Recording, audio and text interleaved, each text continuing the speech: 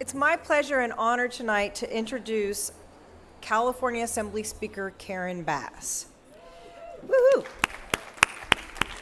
Speaker Bass was elected the 67th Speaker of the California State Assembly.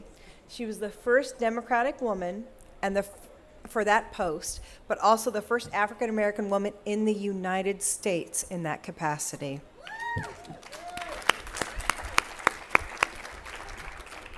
Speaker Bass has an excellent voting record on key environmental issues. She has a 96% average for our CLCV scorecard.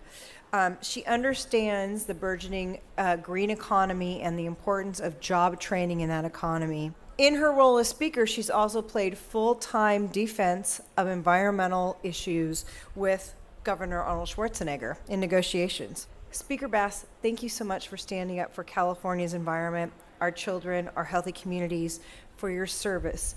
And please accept our thanks as the CLCV's Environmental Leadership Award.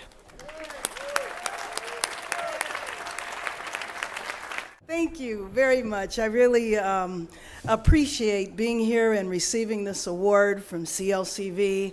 And I tell you, in the presence of Nuri and Marco and Steve, I have to start by saying, you are education leaders, what you have done, and we have tried so hard not to decimate education. It's, when I listen to Steve and Marco talk about, the funding for education, it has just been such a tough year. And I am hoping that in a year or so we'll be out of this recession that we have all been through in such a painful way. But I really want to take this opportunity to thank CLCV for your help this year, because we would not have been able to hold on to the little that we held on to for the environment if it wasn't for you. And I just think, going back to 5 minutes after being sworn in as Speaker, knowing the crisis that we were in and how it was used by so many different forces to say, it's a crisis, let's see what we can get rid of. Let's see how we can eliminate the safety net. Let's see how we can eliminate environmental regulations. Let's see how we can take advantage of this crisis so that we can move our agenda further to the right. And it was a heck of a fight, especially when you have a governor that gets away with being called the green governor, who's green sometimes and sometimes he's not. And I think that we have to be clear in holding his feet to the fire so that the green credentials that he has, he consistently has them. And I know going into this next year, we've already been told that there's a deficit that we'll be facing, and so we'll need to double up our efforts to make sure that we're able to protect the environmental regulations that we have in place. But looking back on it, in spite of all that we have been through this year, the fact that after many months of collaboration from every faction of the environmental movement, that we were able to get a deal on water. It's a compromise, but we did it. First time in half a century. And so California will now, I believe, be at the forefront of the nation in terms of water conservation.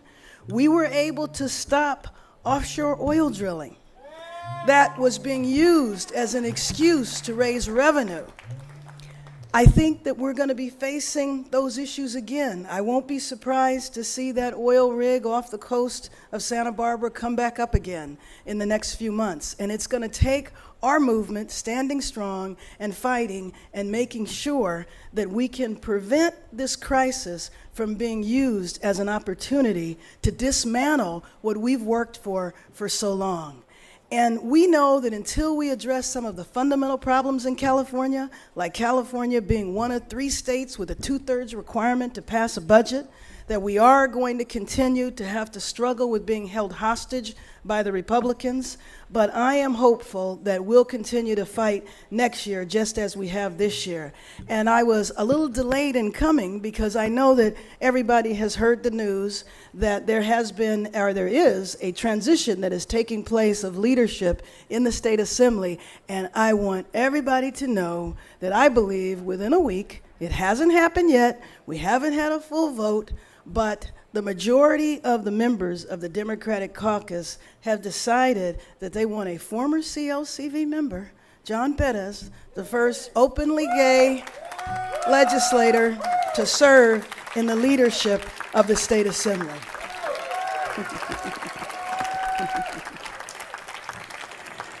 We know that next year is going to be a difficult year, and we want to go into that year as strong as possible. Again, I just want to thank you seriously from the bottom of my heart, because I just can't tell you how important your effort is in making sure that we're able to win the victories that we do.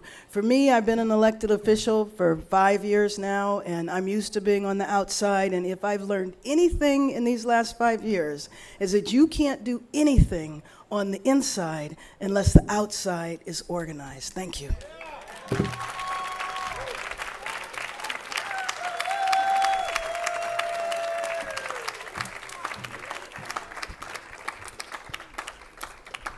Thank you, Speaker Bass, for your remarks, and thanks again to all of tonight's awardees and environmental leaders. Let's have another round of applause for our 3 honorees tonight.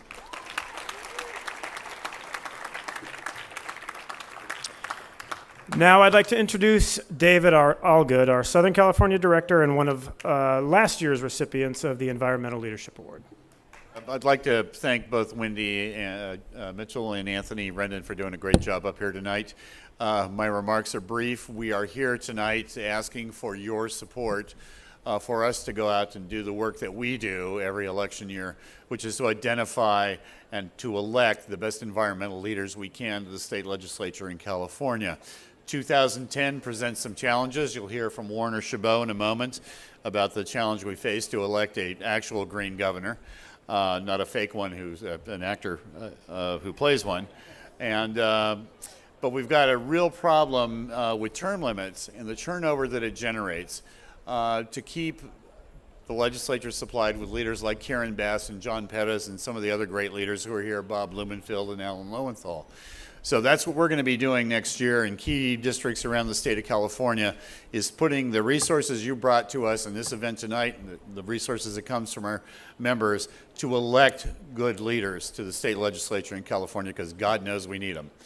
The other thing I want to tell you about, we are now working to make sure that the folks out there in the parts of California that we don't really touch on, the Central Valley, the Inland Empire, that we're reaching out to them to get them engaged, to support environmental leaders for state legislature there. And finally, I want to warn you that we have an environmental champion as our U.S. Senator, and Barbara Boxer. And she is this year probably in the greatest peril that she's been. We have an electorate that is turned off and not paying attention. We need Barbara Boxer in the U.S. Senate because she is a true environmental champion and has been for her entire career. So that's what CLCV is going to be doing with the resources that you provided to us tonight. It's what we do every election year, and I'd like to thank you for that. And now I'd like to bring Warner Chabot, our CEO, back up for his remarks.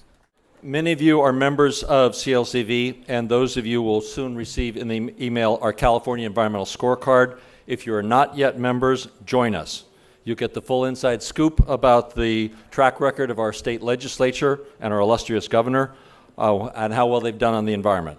If you want to visit our website, ecovote.org, ecovote.org, and the scorecard will be up in the next week.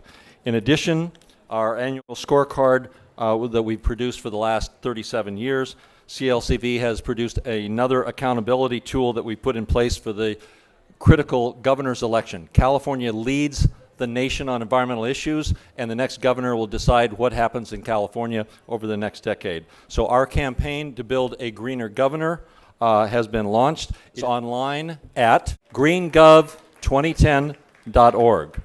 Many of the declared candidates and undeclared candidates for governor are in the process of now defining what their platform is going to be. They need to hear from you. Go to our website, greengov2010.org, and you'll be able to find the platform of our candidates and be able to help participate in helping to define the vision of what California should be in the future. We're about to enter a very challenging time for this great state. We need good leaders. From the schoolhouse to the state house, we all have a responsibility to create who will fight for the pro-environmental future.